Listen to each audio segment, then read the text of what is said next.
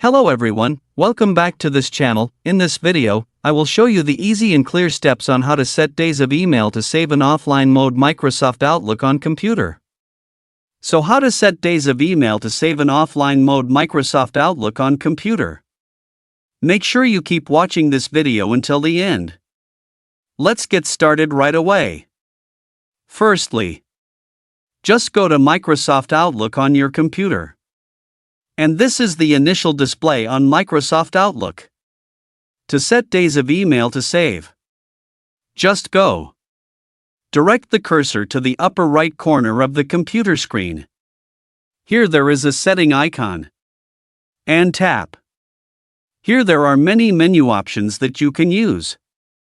Select the General menu. Now in the General menu there are many menus. Tap the Offline menu. Now here it is in the Offline menu. In the Days of Email to Save menu.